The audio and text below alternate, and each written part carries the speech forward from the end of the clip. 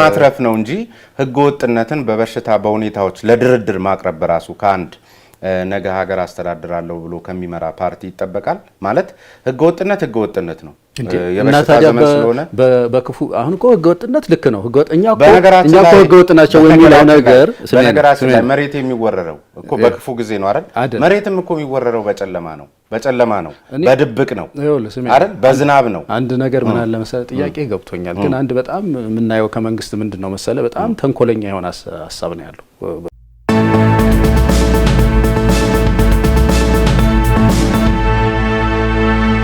ዛሬው አጀንዳችን እንግዲህ በምርጫ ዋዜማ ላይ ነው የምንገኘው ሀገር አቀፍ ምርጫ በኢትዮጵያ ይደረጋል በመጪው ግንቦት ወር ስለዚህ ከምርጫ ጋር የተያያዙ ጉዳዮች እንግዲህ ሀገሪቱን በተለያየ መልኩ እንቅስቃሴው እሱን ነው የሚመስለው ስለዚህ ከፓርቲዎች ጋር በተያያዘ እንግዲህ የትኩረት አቅጣጫም በዚያ መሰረት ሊሆን እንደሚችል ይገመታልና በዚያው መሰረት ዛሬ አንድ የፖለቲካ ፓርቲ ነው ይዤላችሁ የቀረብኩት ባልደራስ ለእውነተኛ ዴሞክራሲያዊ ፓርቲ የፓርቲውን ጽህፈት ቤት ኃላፊ ወይም ቢሮ ኃላፊ አቶ ገለታው ዘለቀው ነው እዚህ ድረስ የጋበዝኩላችሁ አቶ ገለታው ዘለቀ በስም ጥሪያችንን ተቀብለው እዚህ ድረስ ስለተገኙ ከልብ አመሰግናለሁ እኔም እጅግ በጣም አመሰግናለሁ ስለጋበዙ ወደ ውይይታችን ስንገባ ባልደራስ ለእውነተኛ ዴሞክራሲ ፓርቲ ለእውነተኛን ምን አመጣው ምን ማለት ነው አይ ቲንክ ጥሩ ጥያቄ ነው ወል እንግዲህ እንደምታውቀው በተለይ አፍሪካ ሀገር ውስጥ ህገ መንግስቶቻቸው ጥሩ ናቸው ዴሞክራሲያዊ ሆኑ ምትላቸው ህገ መንግስቶች ናቸው ያሉት ነገር ግን ተግባራዊ ሆኖ አጣይም ስለዚህ ልክ ሐሰተኛው ምንድነው እንደሚባለው ስለዚህ ልትነግሩን ፈለጋችሁ እኛ የተቸገርነው በተግባር ሆኖ መገኘት ነው ሆናችሁ ስትገኙ እኛ ለእውነተኛ ስንላችሁ አይሻልም ወይ የግድ መናገር ይገባቸዋል ወይ ማለት መዛነፍ አይፈጥር ለእውነተኛ ዴሞክራሲ መመጻደቅ አይሆንም አይደለም በእውነት የትህትና የተሞላበት ነው ይሄ እኮ መልካም ነገር ነው ዴሞክራሲ ለእውነተኛ ዴሞክራሲ ብሎ መቀደስ ሐሳቡን ይሄ ቅዱስ ሐሳብ ነው ገብቶኛል ብዙዎች ይሉናል እውነተኛውን ፌደራሊዝም ይላሉ በወረቀት ላይ ሁሉም ልክ ነው እናንተም በወረቀት ላይ ነው ገና ያየናችሁ በተግባር እንግዲህ ምንድነው እኛ በተግባር የምንፈተሽበት ሰዓት ይመጣል እኮ ግን አሁን የቆምንለት ዓላማ ኢትዮጵያ ውስጥ እውነተኛ የሆነ ሐቀኛ ወይም ጄኒዩን የሚባለው ዴሞክራሲ ማስፈን ነው እንግዲህ በተግባር ስንፈተን ደግሞ ተጠይቀናል ያን ጊዜ ግን ከተግባርም ውጪ አሁንም ሐቀኝነታችሁ ላይ ጥርጣሬ የሚያጭር በርካታ ነገር ማንሳት ይቻላል ህብረ ብሔራዊ ፓርቲ ነን ትላላችሁ ግን የሰፈር ስም ነው የወሰዳችሁት አጠቃላይ የሀገሪቷን ህዝቦች ስነ ልቦና ሊወክል ይችላል ባልደራስ ማለት አንድ መንደር ነው አንድ ሰፈር ነው ኢቭን ሌላም ደግሞ ጠባችሁ ወደ አዲስ አበባም ብትመጡም ኢቭን ከአዲስ አበባ ህብረተሰብ ጋር የባልደራስ ቁርኝት ይሄን ያህል ነው ወይና አንዳንድ ጊዜ ምክንያታዊነትም የሚጎድለው አጠቃላይ ይዘነዋል ወይም እናራምደዋለን ከምትሉት የፖለቲካ ፕሮግራማችሁም ጋር የማይገናኝ በተግባርም የሰፈር ስም ይዛችሁ ሀገሪቷን እንወክላለን በማለት በራሱ የምትገለጹና እውነተኛ የሚለው ነገር ይስሙላ መሆኑን በዚህ አጋጣሚ የሚያረጋግጥ ነው አይ ቲንክ ይሄ ጥያቄ እንኳን በጣም ደረጃውንም የጠበቀ አይመስለኝም አሁን አንድ ስም ወስደህ ከዛ ለእውነተኛ የዲሞክራሲ ቆማችሁ ከባድ እኮ ነው ማለት ስምን እኮ በተራቱም ስምን መላክ ያወጣዋል እኮ ስም ማለት መገለጫ ነው ሰው ስሙን ሊመስል ይችላል ለምሳሌ ልል ነው ልል የፈለኩት እኔ ስምን ወስደህ እንዲ ማለት ሳይሆን ባልደራስ ሲባል የአንድ ሰፈር ስም ነው ምናልባት በሆነ አጋጣሚ እዛ ጋር ጀምራችሁ ሊሆን ይችላል ነገር ግን በኋላ ደግሞ ያው የኢትዮጵያን ህዝቦች ነው እንወክላለን የምትሉትና እሱ ከሚመርጣችሁ ወይም ከሚደግፋችሁ ማህበረሰብ ስነ ልቦና ጋር እንትን ይመጣላችኋል ለእናንተው ነው ማንሳው ማለት ገብቶኛል ስም ምንድነው እንግዲህ እኛ እንዳልከው የተመሰረተበት ቦታ ስለሆነ ነው ያ ሜሞሪ ነው እንግዲህ ትውስታዎች ስላሉ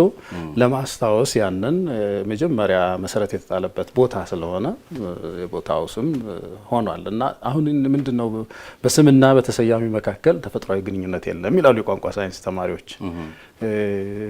አንድ ሰላማዊት የምትባል ሴት በጥባጭ የምትወልድ ልትገጥመት ትችላለች እሱ አይደለም ዋናው በተግባር ስሟ ይከብዷታል አይ ነው ግን ለለመሳተግ ትንሽም ቢሆን የሆነ ነገር አይቀንስላትም እኛ አይ ቲንክ መታየት ያለበት ምንድነው ስሙ ቅዱስ ነው በአገር አቀፍ ደረጃ ምርጫ የምትወዳደሩ ቢሆን ባልደራስ ማለት እዚያ ከፋላለውና ቤንች ማጂ ዞን ላይ ለሚገኘው ማህበረሰብ ምን ማለት እንደሆነ ያኔ ትርጉሙን ታውቁት ነበር ከሚል መነሻ ምንድን ማለት ሊሆን ይችላል እዛ አካባቢ ያለው ምንድነው ላያውቁት ይችላሉ እኮ አዲስ አበባ ውስጥ ሆኖ እኮ ባልደራስ ሰፈርን የሆነ ትርጉም ላይ ሰጣቸው ነው እኮ ሴቶቻችንን እኛ ታሪኮቻችንን መነሻዎቻችንን እናከብራለን። አሁን እኛ እንግዲህ ፓርቲያችን እንደምታውቀው በቅርስ ጉዳይ ላይ በታሪክ ጉዳይ ላይ ትኩረት የሚሰጥ ነው። ስለዚህ እነዚህን ታሪኮቻችንን በዲሞክራሲ ሩጫችን ውስጥ በእኛ እምነት ጥለን የምንሄደው አለ፣ ደግሞ ይዘን የምንሄደው አለ። ሁሉን እየጣልን ሁሉ እያራከስን አንሄድም። ስለዚህ ይሄ ወርቅ ስም ነው። እሺ የፓርቲው ራዕይ ተልእኮና ዓላማዎች እንደዚሁ ተመልክቻቸው ነበርና አፈጻጸሙ ላይ የተልእኮ አፈጻጸም ላይ ከሁኔታዎች ጋር የሚራመድ አቅጣጫን የሚከተል ይሆናል የሚል ነገር በጣም አጽንኦት ሰጥታችሁታልና ብዙዎች ይህን ከሁኔታዎች ጋር የሚራመድ የሚለውን የተረዱበት መንገድ እንደየሁኔታው ማለት ግልጽ የሆነ የነጠረ አቋም ይዛችሁ የመራመድ ጉዳይ ሳይሆን እንደ ገዢው ፓርቲ አብራችሁ የምትለዋወጡና ነገሮችን ሁሉ ከሚሆኑ ነገሮች ጋር እያያዛችሁ የምትራመዱ ወይም በጥናት ላይ ተመስርታችሁ የህዝቡን ችግር ይሄ ነው ሊፈታ የሚችለው የሚል አቋም የማትይዙ ለምሳሌ ከሁኔታዎች ጋር መጣጣምን በአስረጅነት ሲጠቅሱ ምናልባትም እዚህም አንድ እንግዳ ጋብዤ ከዚህ በፊት የአዲስ አበባ ከተማ አስተዳደር የጸጥታ ዘርፍ ኃላፊ ናቸው እዚሁ ነግረውኝ ነበረ። ለምሳሌ መሬት ሲወረር መሬት ለምን ይወረራል ብሎ መጠየቅ ተገቢ ነው። እንኳን ከፓርቲ ከማንም ግለሰብ ለምን ይወረራል ትሉና ትጠይቁና የተወረረውን መሬት ደግሞ እርምጃ የሚወስደው አካል ወይም ኃላፊነት የተሰጠው አካል ደግሞ በዚህ በክረምት ጊዜ ሰው አፈናቀላችሁ ብላችሁ ደግሞ ደብል ስታንዳርድ አንድን ጉዳይ እንደየሁኔታው የመጠቀም አዝማሚያ ልክ ነው ወይ? እኛ እንግዲህ ትንሽ እንትኑ አሁን እቺ የወሰድካት ሐረግ ቁንጽል ናት፣ ግን ይሁንና ብቻ መገለጫ ነች። ለምን ቁንጽል ትሆናለች? መሬት መውረር እኮ ማለት እንደ አንድ ከተማ በጣም ከባድ ነው። እንትናችንን ፕሮግራማችንን ማየት ያስፈልጋል ብዬ ነው። ለማናቸውም ግን ዋናው ነገር እኛ ሁለት ኢምፖርታንት ፒላርስ አሉ። አንዱ ዶግማ የምንለው ወይም ደግሞ በጊዜ በዘመን ማንሽረው አለ። በሌላ በኩል ደግሞ ቀኖና ምን በለው እንግዲህ ቋንቋው ጥሩ ነው ብዬ ነው። ቀኖና ምንላቸው ደግሞ አሉ። በድርድር በውይይት ምንፈታቸው ምንለውጣቸው አሉ። ከሴቶቻችን መካከል ማይነኩ ናቸው ዘላለም። ነገር ግን እንዳልከው ለምሳሌ በአንዳንድ ጉዳዮች ላይ ለምሳሌ ቤት ፈረሳ እንቃወማለን።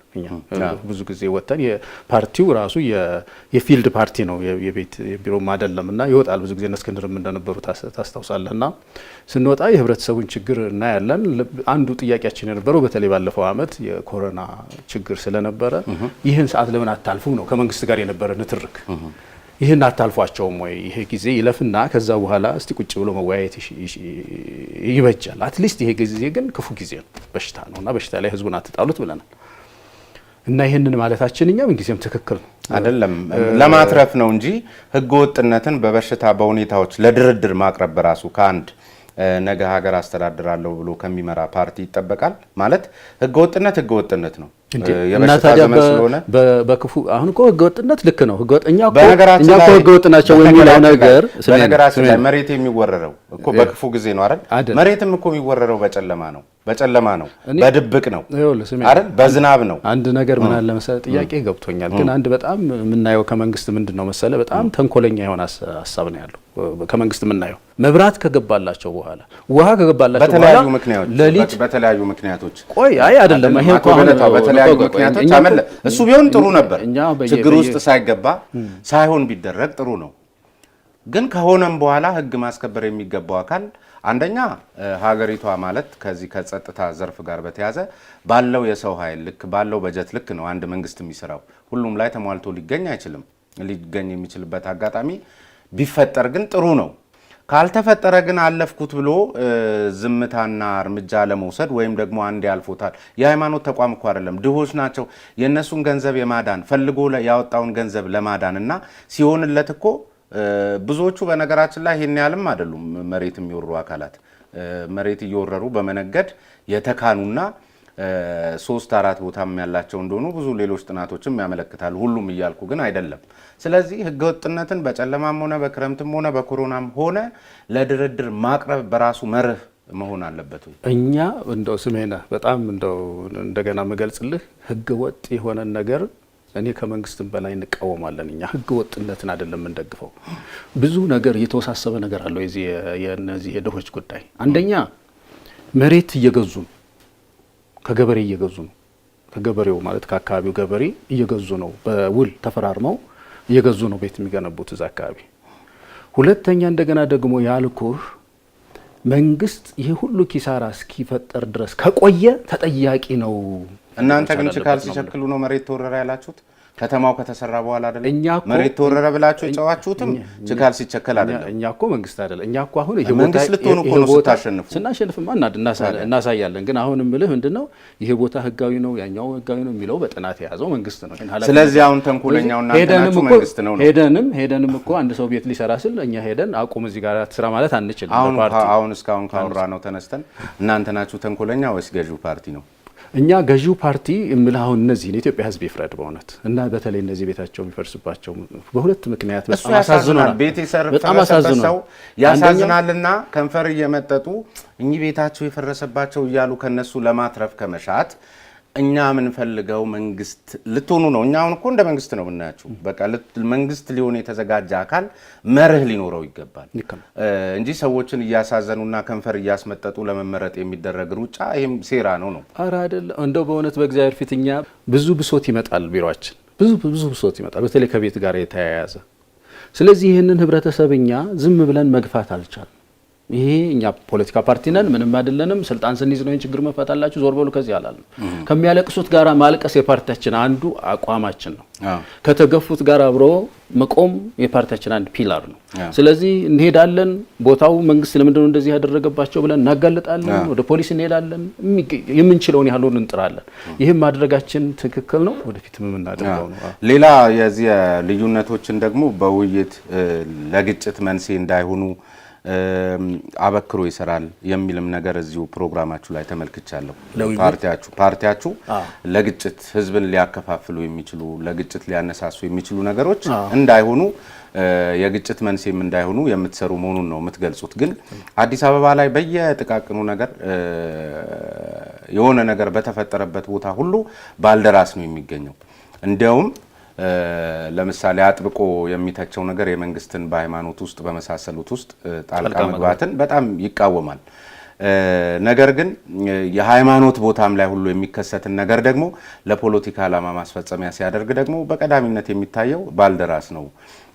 ምሳሌ ማንሳት ይቻላል። አዲስ አበባ ላይ አንድ ቤተክርስቲያን ተቃጠለ በሚል ከቤተ ክርስቲያኑ በስተጀርባ ያለውን ጉዳይ ለማየት ሳይሞክር ነገር ግን ዘሎ ገብቶ እንደውም የማባባስ ስራ ውስጥ ገብቶ የነበረው ባልደራስ ነው። ስለዚህ የሚለውና የሚሆነውን ወይም የሚናገረውን የጻፈውን የማይኖር ውሸታምና ተንኮለኛ ፓርቲ ነው ትባላላችሁ። እኔ በእውነት ወርዱ ጥሩ ስላልሆነ አልደግሞም። ቀደም ሲል እርሶ ተንኮለኛ ነው። አንዳንድ ጊዜ እናንተ የምትሆኑትን ለሌላውን መሻት። እርሶ እኮ ይህን መንግስት እየገዛ ያለን መንግስት ተንኮለኛ ብለውታል። እናንተም ተንኮለኛ ናችሁ መባላችሁ ምንድነው? እኛም ዋናው በጣም አንድ የቆምንለት ነገር መንግስትና ሃይማኖት የተለያዩ ናቸው። በእነዚህ ውስጥ መንግስት ጣልቃ መግባት የለበትም። እሴቶቻችንን፣ ባህላችንን፣ ሃይማኖታችንን መጠበቅ መንግስት ይገባዋል። ለምሳሌ ሃይማኖት ቦታዎች ቅዱሳን ናቸው። የሙስሊሙ ቦታ፣ የክርስቲያኑ ቦታ የሚያመልክባቸው ቦታዎች እዛ ላይ መንግስት ሄዶ መበጥበጥ የለበትም፣ ቤተክርስቲያን ውስጥ ገብቶ መበጥበጥ የለበትም የሚል በጣም ጽኑ አቋም አለን። ስለዚህ ለምሳሌ ጃን ሜዳን የምንወስድ ጃን ሜዳ መበጥበጥ ነው የሌለበት። አይበጥበጥ እንጂ ግን መግባት ይችላል አይችልም። ኢን ፕሪንሲፕል ሁለቱንም ኢን ፕሪንሲፕል በቃ መግባት የለበትም ነው የለበትም። ግን መበጥበጥ የለበትም ማለት ይግባም እንደማለት እንዳውም ብዬ አይ በፍጹም እንደው አንቀጽ 11 እኮ በነገራችን ላይ የኢትዮጵያ ህገ መንግስት እኮ ሃይማኖትና መንግስት የተለያዩ ናቸው ይላል። ግን ተለያይተው ግን አታይም። በጣም በተለይ ባለፉት 30 ዓመታት በህወሓት ጊዜ የምታውቀው ነገር ነው። የቤተክርስቲያን ውስጥ ችግር ሲኖር ጸጥታ የማስከበር ኃላፊነት ፖሊስ አለበት እኮ። ጣልቃ መግባት ማለት እኮ መንግስት እንደ ፖሊስ ሄደ፣ እናንተ እኮ እንደ ፓርቲ ነው ሄዳችሁት። እኛ እኮ መንግስት ገለልተኝነት ችግር አለበት። በተለይ ኦርቶዶክስ ቤተክርስቲያን ጸጥታ ላይ ያስከብር ችግር ፈጣሪዎችን ለመለየት ሄደ። ከዚያ በኋላ ደግሞ የከተማው ከንቲባም ይሄ አንዱ የተሰጣቸው ተልዕኮ እንደመሆኑ መጠን ምእመናኑን ሊያጽናኑ ይሁን ለመሳሰሉት ተልእኮች እዚያ ቦታ ላይ ተገኝቷል። እንደ ፓርቲ ግን አንድ ተቋሚ ፓርቲ ነኝ የሚል አካል እዚያ ጋር የመገኘቱ ሚስጥር በራሱ ምን ሰብአዊነት ነው? ምን ማለት ነው? ግፍ በስቷል በተቋማችን በተለይ ኦርቶዶክስ ቤተክርስቲያን እኮ ይሄ አሁን እኮ ለማትረፍ ነው ለማትረፍ ወይ አይደለም እንዴ? ይሄ ለማትረፍ የሚባለው ነገር ምን እንደሆነ አልገባንም እኛ። ስራችሁ ነው ወይ? አንድ የፖለቲካ ፓርቲ በተቋሚ ፓርቲነት እየተንቀሳቀሰ ያለ ፓርቲ አንድ ችግር የተፈጠረበት ቦታ ላይ ተገኝቶ እንደ ማንኛውም ደጅ ቁጭ ብሎ በሚተችበት መንገድ ሊተች ይችል ካልሆነ በስተቀር ኢቨንቱ ላይ ተገኝቶ የራሱን ሀሳብ ማራመድ በእርግጥም በፓርቲነት መንፈስ ነው ወይስ በሌላው ኪሳራ ለማትረፍ ነው? እኛ እንደ ባልደራስ ሁለት የትግል ዘርፍ ነው ያለን። አንዱ አሁን ያነሳው የፕሮግራማችን ማኒፌስቶ ሀሳብ አዘጋጅተን ዲቤት እያደረግን በምርጫ ወደ ስልጣን የምንሄድበት የትግል ዘርፍ ነው። ሌላኛው አክቲቪዝም ዊንግ ይባላል። ማለትም የዚህ ሰብአዊ መብት በተመለከተ እንደ ፓርቲኛ ስልጣን ስንይዝ ነው ችግርን የምንፈታልህ፣ እስከዛ ድረስ ወደኛ ትምጣ ብለን በራችንን አንዘጋም። የአክቲቪዝም ስራዎች እንሰራለን። እነዚህ የአክቲቪዝም ስራዎች ደግሞ ቅርሶች ሲፈርሱ፣ ቤተክርስቲያን ስትጎዳ፣ መስጊድ ችግር ውስጥ ሲገባ ሄደን መንግስትን ቻሌንጅ ለማድረግ እንሞክራለን። ይሄ ትክክል አይደለም፣ በኢትዮጵያ ህገ መንግስት መሰረት እንደዚህ ይላል፣ እናንተ ፖሊስ ገለልተኛ ነው መሆን ያለበት፣ መንግስት ገለልተኛ ነው መሆን ያለበት፣ አትግቡ እዚህ ውስጥ ብለን ድምጻችንን እንደ ፓርቲ እናሰማለን። ይሄንን ሁለት ዘርፎች ይዘን ነው የምንንቀሳቀስ እንደሆነ አዲስ አበባ የኢትዮጵያ ህዝብ ያውቃል። ኦርቶዶክስ ቤተክርስቲያን ባለፉት ጊዜ እንደምታውቀው በየቦታው አሁንም በነገራችን ላይ አሁንም ጥያቄ ስለ ኦርቶዶክስ ቤተክርስቲያን ስላልሆነ አሁንም እዚቹም ላይ ለማትረፍ እንትኑን ነገሩን ባናሰፋው ጥሩ ነው። ምክንያቱም ስለ ኦርቶዶክስ አይደለም ምን አሁን ያነሳሁት። ኢቨንቱ ላይ ግን ልትከስር ትችላለች፣ ግን ገና ጥያቄውን ስላላነሳው እሱን እንደ አንድ የመቀስቀሻ ስልት እንዳይጠቀሙበት ነው። ግን እዚያው ላይ አንድ የማነሳው ጥያቄ በጣም ግራ የገባኝ ነገር አለ።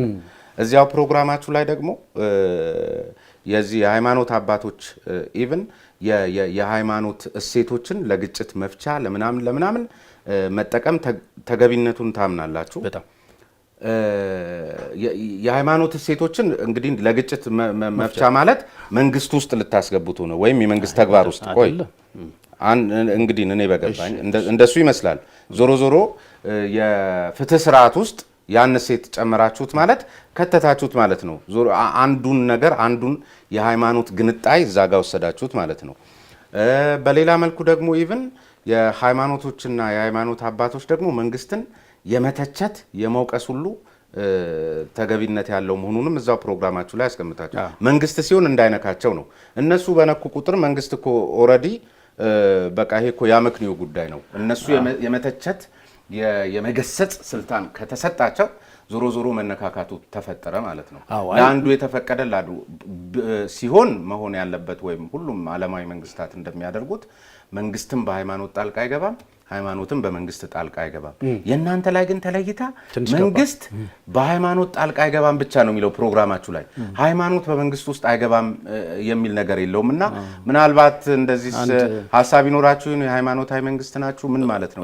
ምን ማለት ነው? አንዱን መንግስት በሃይማኖት ውስጥ ጣልቃ አይገባም ብቻ ብላችሁ ሃይማኖትን ግን ወይ ዝም ብላችኋል ወይም በገደምዳሜ እንዲገባ ፈቅዳችሁ። አይ ኢን ፕሪንሲፕል መቼም ግልጽ ነው ወይ ቋንቋው ጉዳይ ካልሆነ በስተቀር መንግስትም በሃይማኖት ላይ ጣልቃ አይገባም፣ ሃይማኖትም በመንግስት ላይ ጣልቃ አይገባም በእኛ እምነት። ነገር ግን እንደሱ አትልም አይደል? ቆይ ላብራራው አትልም ግን አይደል? መጀመሪያ እዚህ ላይ እንተማመን። መሰረታዊ ነገር መንግስት በሃይማኖት ጣልቃ አይገባም ነው የምትሉት? አዎ መንግስት ያ ማለት መቼም ይሄንን ይዞ አንድ ሰው አይ ሃይማኖት በመንግስት ላይ ጣልቃ ይገባል ብሎ ይተረጉማል ብለን አናስብም። እንዴት ለምን ነው መጽሐፍ ለምን ከበዳችሁ? እኔ ግን እንደው ለምን ከበዳችሁ አይደለም ግልጽ መሆን ስላለበት ነው። ለምን መሰሉት አቶ ገለታው ሌሎችም ተያያዥ ቦታዎች ላይ ምን ይላል? የሃይማኖት እንትኖች እንዲተቹ ብየወታለሁ። እንግዲህ ዝርዝር ነገሮቹን ስናይ እሱን ነው የሚመስለው ነው። ከዚህ ሁሉ ልክ ህገ መንግስቱ ላይ እንደሰፈረው መንግስትን በሃይማኖት ጣልቃ አይገባም፣ ሃይማኖትን በመንግስት ጣልቃ አይገባም ማለት አይቀልም። እኛ ምንም ማድረግ እሱን እንችላለን። እሱ ቀላል ነገር ነው ማለት ነው። ለምን አላረጋችሁትም ነው? ሴራ እንዳይሆን ፕሪንሲፕሉን ላስረዳ ነው። ምንድነው ዋናው ነገር ምንድነው? አንድ በጣም መሰረታዊ ነገር አለ። ይሄ ለምሳሌ መንግስት በሃይማኖት ላይ ጣልቃ አይገባም፣ ሃይማኖት በመንግስት ላይ ስንል ጨርሰው የማይገናኙ ተቋማት ናቸው ማለት አይደለም። ይሄ ተላላነት ነው። ፓርቲው ዓላማዎች አንዱ ደግሞ በዚህ በኢትዮጵያዊነት እሴቶች ላይ ደግሞ አጥብቃችሁ የምትሰሩ መሆኑን በአጠቃላይ ስንመለከተው ለኢትዮጵያዊነት ወይም ደግሞ ይሄ ምንድን ነው የሚባለው በዚህ አንድነት አይነት ነገር ላይ በጣም አጽንኦት ሰጥታችሁ ሲሪየስሊ ክሪቲካሊ የምትሰሩ መሆናችሁንና እናንተም ራሳችሁ የዚያ ስብዕና ባለቤቶች መሆናችሁን የሚያረጋግጥ ነው የሚመስለው ፕሮግራሙና አንድ ቦታ ላይ ግን እንደገና በዚያው ላይ ደግሞ ቀኝ ዘመም መሆናችሁንም ሁሉ ነው እዚህ ላይ የተመለከትኩት። ግን ከብሔር ድርጅቶች ጋር በአብሮነት እንሰራለን የሚልም ነገር አስቀምጣችኋል። ምን ማለት ነው? ምን አገናኝቷችሁ? የብሔር ድርጅቶችና እኮ እናንተ ማለት በጣም እዚያና እዚህ ጫፍ ለይስሙላ ካልሆነ በስተቀርና ዝም ብሎ ለማማለል ወይም ለማለት ካልሆነ በስተቀር ምን ማለት ነው? ምንድነው መሰለ ስሜነህ፣ እንግዲህ ሀገራችን ኢትዮጵያ መድብለ ፓርቲ ስርዓት ውስጥ አልገባችም እስካሁን።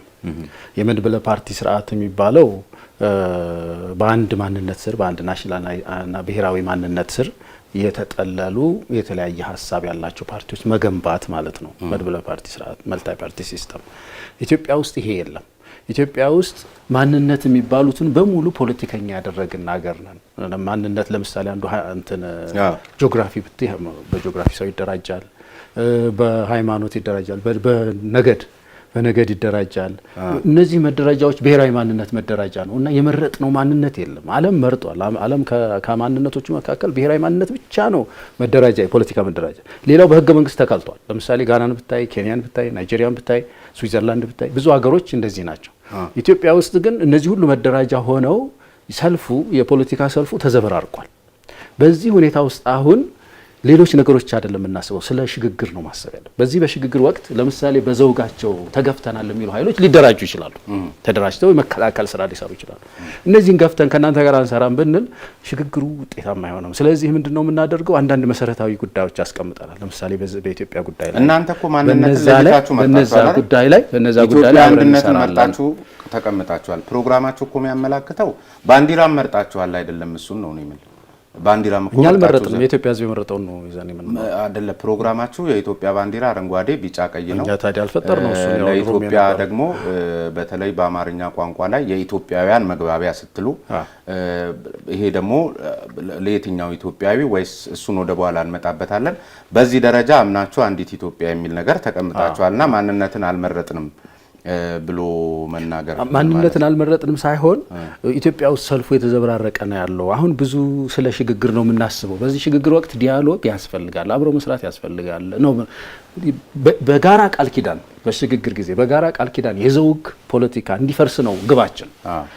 ለዘውግ ፖለቲካ በጋራ ቃል ኪዳን እንዲፈርስ የሚፈልጉ ኃይሎች ጋራ አብረን ሰርተን ኢትዮጵያን ከዚህ የዘውግ ፖለቲካ በጋራ ነው ማላቀቅ ያለብን የሚል ግዙፍ ራዕይ ነው ውስጣችን ያለው። ስለዚህ እንዴት አድርጎ ከነሱ ጋር ልትሰሩ ትችላላችሁ? አሁን ለምሳሌ እዛው ግባችሁ ስመለከተው እኔ ሀገራዊ አንድነትን ብቻ ነው ግብ ያደረጋችሁት። በአጠቃላይ ማለት ዝርዝሩ ኮንሰፕቱ የፕሮግራማችሁ ኮንሰፕት ይሄ ሲጨመቅ ሀገራዊ አንድነትን ግብ ያደረገ ፓርቲ መሆናችሁን ያሳያል አይደል? አዎ። ስለዚህ እና ሀገራዊ ማንነት ላይ ጥያቄ ያላቸውን ወገኖች ሁሉ እንደ ሀገር አፍራሽ ነው የምትቆጥሩት። ይሄ ከአመራሮቹም የሚስተዋል ነው። የፕሮግራሙንም ጭማቂ ስንመለከተው በዚህ መሰረት ነው እና እንደ ሀገር አፍራሽ የምትቆጥሩበት ሁኔታ ነው በስፋት የሚስተዋለው። በተለይ ደግሞ ራሳችሁን እንደ ሀቀኛና ንጹህ ዜጋ በመቁጠር ሀቀኛ የሆነና ያልሆነ የሚል ደረጃ ሁሉ እስከ ማውጣት የሚዳዳ አካሄዶችም ነው የምንመለከተውና ሁሉ ጊዜ ስለ ሀገር መቀጠልና አለመቀጠልም መነሻ የምታደርጉት ከራሳችሁ ምልከታ ያኛው ወገን የሚያስበውንና ስነ ልቦናውን አትረዱትም። አሁን ቀደምም ሲል ከገለጹልኝ አኳያና እስኪ እዚህ ላይ እኔ እንግዲህ መቼም ያው መብቱ ነው አንድ ሰው እንደዚህ ማለት፣ ግን እኛን የሚገልጸን አይደለም። እኛ አይደለም የምለው ጽሁፎቻችሁ እና ያመላክቱ ይሄ ሰነዴና አያመላክትም። እኛ አሁን ምንድነው ዋናው ነገር የኢትዮጵያን ፖለቲካ ስንተነትን በብዙ አቅጣጫ የተወጠረች ሀገር ናት። በተለይ በዘውግ ላይ የተደራጁትን ኃይሎች አጥንተናቸዋል ኢንሳይድ አውት በሚገባና በዘውግ ላይ የተደራጀ ኃይል በተለያየ መስክ ነው አላማቸው። አንዱ አንቀጽ 39 የሚባለውን አጥብቆ የያዘ ኢትዮጵያ ፈራሽ ሀገር ናት፣ የጋራ ስብስብ ናት፣ ዝም ብሎ ጥርቅም ናት፣ የብሔሮች ጥርቅም ናት። ስለዚህ አንድ ቀን አፍርሰን እንሄዳለን የሚለውን እንደ ዶግማ ጥብቅ አድርጎ የያዘ የዘውግ ላይ የተደራጀ ኃይል አለ። በሌላ በኩል ግን ይሄ እንዲሻር እንዲከላ የሚፈልግ ነገር ግን ወቅቱ ገፍቶት በዘውግ የተደራጀ ኃይል ደግሞ አለ። በኢትዮጵያ አንድነት ላይ ግን ጥያቄ የሌለው ኃይል ማለት ነው። ኢትዮጵያ ዘላቂ እንድትሆን ፍጹም ህብረታችን እንዲሆን የሚፈልግ የዘውግ ኃይል አለ። ከነዚህ ጋር እንሰራለን። ከነዚህ ጋር ኢትዮጵያን ከማይገዳደሩ የዘውግ ኃይሎች ጋር ብዙ ናቸው። እነሱ ጋራ ምንድነው ጥያቄያቸው? ኢትዮጵያ ከዘውግ ፖለቲካ ወደ ህብረ ብሔራዊ ወደ ሲቪክ ፖለቲካ እንድትሻገር ይፈልጋሉ። ነገር ግን አሁን ስጋቶች አላቸው። ለምንድነው ስጋታቸው? ዓለም በሙሉ ኢትዮጵያ በሙሉ በዘውግ በተደራጀችበት ሰዓት እኔን ብቻ ፈልገህ አፍርስ አትበለኝ፣ በጋራ ነው መፍረስ ያለበት የዘውግ ስርዓት፣ በጋራ በቃል ኪዳን እንፈርሳለን እንጂ አማራውን ብቻ አትደራጅ፣ ትግሬውን ብቻ አትደራጅ የሚለው ነገር አይሰራም። ከዚህ በጋራ እንውጣ የሚሉ የዘውግ ኃይሎች አሉ። ከነዚህ ጋር ነው አብረን የምንሰራው። እነዚህ በኢትዮጵያዊነታቸው ላይ ጥያቄ የላቸውም። ወቅቱ ገፍቷቸው በዘውግ የተደራጁ ስለሆነ በጋራ ኢትዮጵያችንን ወደፊት ለመገንባት አብረን እንሰራለን። አንዱ መሰረታዊ እንትናችን የንግግር ስናደርግ የመጀመሪያው ምናየው ነገር ይሄ ነው። አዲስ አበባን በተመለከተ ደግሞ እሱ ላይ እንመጣበታለን። ግን እዚሁ ላይ አንድ በጣም መፍትሄ ማግኘት አለበት። ብሔርተኝነት ለምሳሌ የዘውግ ብሔርተኝነትም ይሁን ሀገራዊ ብሔርተኝነት ላይ ልዩነት እንዳለ አድርጋችሁ የምትቆጥሩት ነገርና ሁሉ ጊዜ ብሔርተኝነት ሲታሰብ ደግሞ ሰዎች የዘውግ ብሔርተኝነትን ነው አእምሯቸው ላይ የሚመጣው እና እንደ ሀገር አፍራሽም የሚቆጠሩት በዚህኛው በዘውግ ብሔር የሚያስቡትን ነው። ስለዚህ ሀገራዊ ብሔርተኝነትን ወይም ደግሞ እናንተ አሁን ሀገራዊ አንድነት የምትሉት ራሱ ልክውን ሲስት በራሱ ከዚያኛው የማይለይበት ሁኔታ እንዳለ መገንዘብ አያስፈልግም ወይ? እኔ አንተ በምትለው አሁን ለምሳሌ ልነግሮት ነው።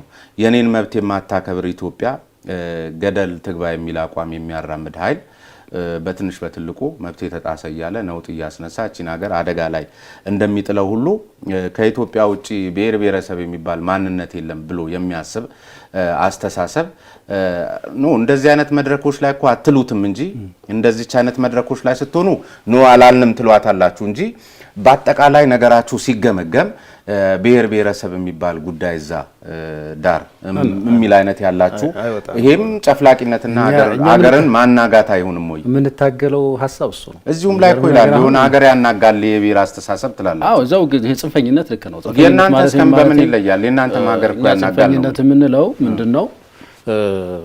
ኢትዮጵያ እንግዲህ የብዙ ቋንቋዎች የብዙ ሃይማኖቶች ባለቤት ናት። ይሄ ህብራችን ነው፣ ይሄ ጌጣችን ነው ነው የምንለው። በዚህ ላይ የምትረማመድ ሀገር እንድትኖረን አንፈልግም።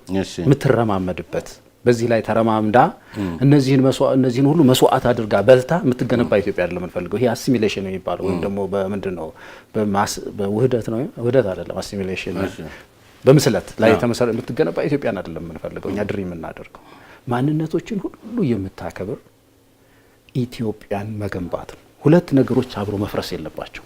ሁለቱም ነገሮች ፓራለል መሄድ አለባቸው ነው የምንለው። ናሽናል አይደንቲቲ የምንለው ብሔራዊ ማንነት እሱ ዘላለማዊ ነው፣ ዝም ብሎ በፈለግነው ጊዜ የምናፈርሰው አሁን ህገ መንግስት እንደምን። በሌላ በኩል ደግሞ የሃይማኖት ማንነት ይሁን የብሔር ማንነት ይሁን የአንድ ግለሰብ እነዚህም ደግሞ ፈራሽ መሆን የለባቸው፣ እኩል መከበር አለባቸው። አንድን ዜጋ ከነዚህ ማንነቶች የቱ ይቀድማሉ ተብሎ መወጠር የለበትም፣ መጠየቅ የለበት። ሁለቱንም መንግስት መንከባከብ አለበት ነው የምንለው። አንድን ሰው ኢትዮጵያዊነት ነው የሚበልጠው ወይስ ክርስትና ነው የሚበልጠው ብሎ በሃይማኖት ማንነቱና በብሔራዊ ማንነቱ መካከል ውድድር መፍጠር ለምንድን ነው የሚያስፈልገው? እነዚህን ሁለት ማንነቶች ተንከባክባ የምትኖር ሀገር ነው መገንባት ዘላቂነትን የሚያመጣው ብለን ነው የምናምነው። በጽናት በጣም በጽናት እዚህ እንደዚህ አይነት ይሄ ለምን አደባባይ ጽሁፎቻችሁ ላይ ፕሮግራማችሁ ላይ አትሉትም? እዚህ ጋር እንደኔ በቴሌቪዥን ስትቀርቡ ለምን ትላላችሁ? ማኒፌስቶአችን እንደኛ ምን ተታገለው እኮ ለዚህ ፕሮግራማችሁ ይሄን አይደለም። አፍራሽ ነው ትላላችሁ። የዘውግ አስተሳሰብ አፍራሽና ሀገር አናጊ ነው። አሁን እንደው ምንድነው ይሄ ቃላቱን መሰነጣጠቅ ሳይሆን እኛ የዘውግ አስተሳሰብ የምንለው እኮ ዘውገኝነት። ለምሳሌ ዘውገኝነት ማለት እንግዲህ አስበው ኢትዮጵያ 80 በላይ ብሔሮች አሏት። እነዚህ ብሔሮች ሁሉም የየራሱን ከሆነ የሚያየው እኔ ለምሳሌ እኔም የራሴን አንተም የራስህን ዘውግ ብቻ የምናይ ከሆነ ደግሞ የጋራ ቤት አለ። ኢትዮጵያ የምትባል የጋራ ቤት አለች አይደል? እዛ ሄደን እንናጫለን፣ አገር እናፈርሳለን። ስለዚህ እኔ ስለ እኔ ብቻ ሳይሆን ስለ ስሜን ማሰብ አለብኝ። ያ ነው ህብረታችንን የሚያጸናው። ስሜን ስለ ገለታው ማሰብ አለበት። ሁለታችን እርስ በርስ ስንተሳሰብ ነው። አንዱ ስለ ራሱ ብቻ አይኑር ነው ዋናው መመርሃችን። ስለ ራሱ ብቻ አይኑር። አሁን አንቀጽ 39 ያለን ፕሪንሲፕል እኮ ስለ ራሱ ብቻ ኑር ነው የሚለው ህገ መንግስቱ። ስለ ራስህ ኑር። አሁን እኛ አንዱ ስለ ራሱ ብቻ ሳይሆን ስለ ሌላውም ይኑር የሚል አቋም ነው ያለን። አሁን ማኒፌስቶችን ሲወጣ ደግሞ የበለጠ እንድከራከር ግን እዚህ ጋር አሁን ለምሳሌ እሺ የብዙ ቋንቋዎች ህብርና ጌጥ ነች እቺ ሀገር የሚል ነገር አንስታችኋል እኮ። እንደዚህ አይነት ነገሮችን ለምን በቴሌቪዥን ብቻ ታወራላችሁ? የብዙ ቋንቋዎች ጌጥ ሀገር የሆነችን ህብረ ብሔራዊትና ብዝሃነት በጣም በስፋት የሚታይባት ሀገር ይዛችሁ በቴሌቪዥን ሲሆን የቋንቋ ባለጌጥ ታረጓታላችሁ። ፕሮግራማችሁ ላይ ግን ግንባር ቀደም ዋጋ የምትሰጡት ቋንቋ እንግሊዘኛ መሆኑን በግልጽ አስቀምጣችኋል። ከዚያ ባሻገር ያለው ደግሞ የኢትዮጵያውያን መግባቢያ ስትሉም አማርኛን ቅድሚያ ትኩረት አቅጣጫ ሰጥታችሁታል። እዚሁ ላይ ነው እኔ አይደለሁም የምለው ፕሮግራማችሁ ነው የሚለው። ጌጥነቷን እንዴት ነው ነው አሁን ምንድነው ልታጋጨን እየሞከርክ ነው። ግን እኛ ምንድነው የሚለው ነው አይደል? ማህበራዊ ዘርፉ ላይ ያው ምንድነው የሚለው ማኒፌስቶአችንም አሁን ግልጽ እየሆነ ነው። እኛ የምናምነው አንድ ነገር አለ። የቋንቋ ፖሊሲያችን አሁን አዲስ ያለው ልንገርህ ምንድነው ኢትዮጵያ ባለ ብዙ ቋንቋዎች ባለቤት ናት። እነዚህን ሁሉንም ፌዴራል ቋንቋ ማድረግ አትችልም። ብዙ ሀገር እንዳለው ለምሳሌ ህንድ ሀገር ብትሄድ የዩኒየን ቋንቋ የሚባለው ሂንዱ ነው። ሌሎች ቋንቋዎች አሉ 20 በላይ የሚሆኑ ብዙ ሀገሮች ናይጄሪያ 150 በላይ ቋንቋ ነው ያለው። ኢትዮጵያ ውስጥ አሁን ምንድነው ሁለት ነገር ነው የምናስበው ስለ ቋንቋ ስናስብ። አንደኛው እርስ በርስ ሆሪዞንታሊ የሚያገናኘንን ቋንቋ ሊኖረን ይገባል። እንደ ማህበር ማለት እንደ ሀገር የምንግባባበት በየትኛውም ሃይራርኪ ውስጥ አግኝተው ማንኛውም ዜጋ በተለይ ሲንቀሳቀስ ከአንዱ አካባቢ ወደ ሌላው ሲንቀሳቀስ ብሔራዊ ቋንቋ ያስፈልጋል። ኦፊሻል የሆነ ማለት ነው። እሱ አማርኛ ነው። ይሄን ያልንበት ደግሞ ዝም ብለን ተነስተን ማናችሁና ነው የምትመርጡት? ቆይ አሁን እኮ እንግዲህ ለምንድን ነው ይሄን ያልነው ነው? እኛ ዝም ብለን አይደለም አማርኛ ያልነው። አማርኛ ያልንበት ቋንቋ በታሪካችን ውስጥ ረጅም ጊዜ ስለቆየ መግባቢያ ስለሆነ እጅግ ብዙ ህዝብ ኢትዮጵያ ስለሚናገረው እና የጽሁፍ እንትኑ ስለዳበረ በአሁን ባለው ሁኔታ አማርኛ ናሽናል ቋንቋ ይሆናል። በሌላ በኩል ግን እያንዳንዱ ብሔር ለምሳሌ ኮንሶ ብትሄድ፣ ቡርጂ ብትሄድ፣ ጌዲኦ ብትሄድ፣ የትም ቦታ ብትሄድ በዛ አካባቢ ሁለት ቋንቋ ኦፊሻል ይሆናሉ። አንዱ ምንድነው አማርኛ ነው፣ ሌላው የአካባቢ ቋንቋ ነው። ስለዚህ ሰው እያንዳንዱ ዜጋ ሁለት ኦፖርቹኒቲ ያለው ማለት ነው። አንደኛ ወይ በራሱ ቋንቋ ይዳኛል፣ እዛው የራሱን ቋንቋ ይዳኛ ይሆናል፣ አገልግሎት ያገኛል። ከሌላ አካባቢ የሚንቀሳቀሰው ደግሞ ብሔራዊ ቋንቋው ደግሞ እዛ አማርኛ ነው። ዞሮ ያው እንትኑ ነው ማለት ነው። አሁን ምን እናድርግ? እንደ ማህበር እኮ ያስፈልገናል አንዱ ቋንቋ አይደለም። ከዛ አንጻር ነው አማርኛን የመረጥ ነው። እንግሊዘኛ ያልንበት ምክንያት ብዙ ነው። ብዙ ቁጭት ስለገባን ነው። ለምንድን ነው ቁጭት የገባን መሰለ? በትምህርት ወደ ኋላ እንዳንቀር ነው። አሁን የሳይበሩን ወልድ ታውቀዋለህ። የዓለማችን በጣም በቴክኖሎጂ በሳይንስ ኢንተርኔት ውስጥ ገብቶ ልጆቻችን ኮምፒቲቲቭ መሆን አለባቸው። ዓለም በጣም እየጠበበች ነው የመጣችው። ብዙ መጽሐፍት በአማርኛ አናገኝም፣ አልተተረጎመም። ስለዚህ ትውልዱ ንቁ ዜጋ መሆን አለበት። እንግሊዘኛ ተምሮ እና ማንነትን መርሳት ይሻላል ወይስ በዚያ በቋንቋችን እኛ ማንነት ብዙ መጽሐፍትን እንዲተረጎሙ አይሻልም? ምንም ማንነት ጋር እኮ የሚገናኝ አይደለም። እኔ ሳውዝ ኮሪያ ነው ብዙ አንዱ መገለጫ አይደለም። ማንነት መገለጫ ነው። እንኮራለን በቋንቋዎቻችን በሙሉ። ግን ደግሞ ኢንፎርሜሽን ለማግኘት ይህን ኢንተርናሽናል ላንጉዌጅ ማወቅ ደግሞ ኢምፖርታንት ነው ያልነው እኛ እንጂ እንግሊዘኛ መገለጫችን ይሆናል አላልንም። እኛ እንዴት አድርገን ልናደርገው እንችላለን? ግን ለምሳሌ ሳውዝ ኮሪያ ነበርኩ አልኩ። እዛ ልጁን እንግሊዘኛ የማያስተምር ልጅ እኔ አላየሁም። እኔ ራሴ እንግሊዘኛ አስተምሬያለሁ። በጣም ብዙ አካዳሚዎች ነው ያሉት። ኮምፒውተር ምንድነው ውድድሩ ምንድነው? ልጆቻቸው ከሚመጣው ዓለም ዞሮ ግን ከሚመጣው ዓለም ተምረው ችግር ፈቺ የሆነ ህብረተሰብ መፍጠር ነው አላማው። ግን እዚያው ላይ ደግሞ እዚቹ ማህበራዊ ጉዳዩ ላይ ሁለት አይነት የፖሊሲ አቅጣጫም ነው ትምህርት ላይ ያስቀመጣችሁት። ለመንግስት ትምህርት ቤት ሲሆን በአፍ መፍቻ ቋንቋቸው ትላላችሁ። እንግዲህ ለእንግሊዘኛ ግንባር ቀደም ትርጉም የሚሰጥ አካል ገና ከአፍ መፍቻው ነው መጀመሪያ ያለበት። እንግዲህ ቀደም ሲል ለነገሩኝ አላማ ከሆነ የግል ትምህርት ቤቶቹን ደግሞ እንዳሻቸው በራሳቸው መንገድ የሚል ነገር እና ተወዳዳሪነት ላይ በሁለቱ የአንድ ሀገር ዜጎች ሆነው በሁለቱ ላይ የሚማሩ አካላትን ልዩነት ፈጠራችሁ ማለት ነው። ፖሊሲ ወጥ ነው መሆን ያለበት። ትምህርት ላይ ሁለት አይነት የፖሊሲ አቅጣጫ ነው እዚህ የተቀመጠው። ምንድነው መሰለህ እኛ አሁን ትምህርትን በሚመለከት በጣም ሰፊ የሆነ ምናልባት በሚቀጥለው ሳምንት የሚያልቅ ማኒፌስቶ አለ። ከዚህም የተቀዳ ግን ሰፊ ማኒፌስቶ የምርጫ ማኒፌስቶ